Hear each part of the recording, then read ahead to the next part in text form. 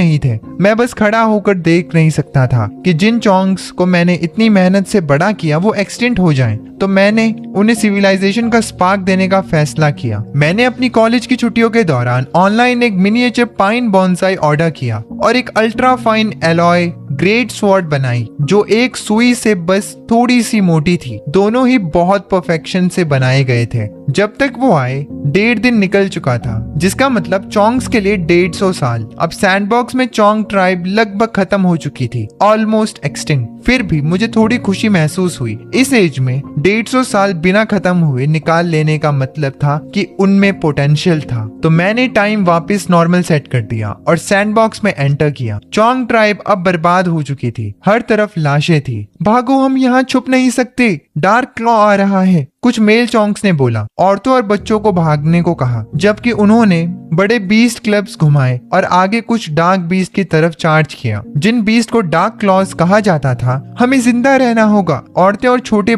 चोंग्स भाग गए। उनके चेहरों पर निराशा थी, वो भागने के आदी हो चुके थे। पर जो मेल्स आगे चार्ज कर रहे थे वो पहले ही डार्क क्लॉ का खाना बन चुके थे। खून हर तरफ बिखरा था। मैंने ये सीन दूर से देखा और थोड़ी सिंपैथी फील की। इस प्रिमिटिव ट्राइब में इतने सारे मर गए। जैसे ही मैंने आगे कदम बढ़ाया, भागने वालों को जमीन हिलती हुई महसूस हुई। उस एंशिएंट वाइल्ड जंगल में अनगिनत जानवर पैनिक में आ गए। जानवरों के झुंड भागने लगे। पहाड़ और नदियां फ्लैट हो गई। कुछ स्ट्रॉन्ग क्रीचर्स को तो रिएक्ट करने का टाइम भी नहीं मिला और वो ऊपर से कुचले जाकर मर गए। मैं जल्दी से भागते हुए चोंग सोल्जर्स तक पहुंचा और उनकी बॉडीज खा रहे डार्क क्लॉज के ऊपर पैर रख दिया और उन्हें आसानी से कुचल दिया। चोंग्स मुझे देखकर हैरान थे। वो पीछे मुड़े और उन्होंने देखा उस टावरिंग बीइंग को बादलों तक पहुंचते हुए, जैसे कोई एंशिएंट जायंट आसमान को चीर रहा हो। वो चिल्लाए और वहीं गिर पड़े। मैं उनकी भाषा समझ सकता था, पर मुझे उनके शौक की परवाह नहीं थी। आखिरकार उनके लिए मैं क्रिएटर था। अनगिनत भागते हुए चोंग्स गिर गए,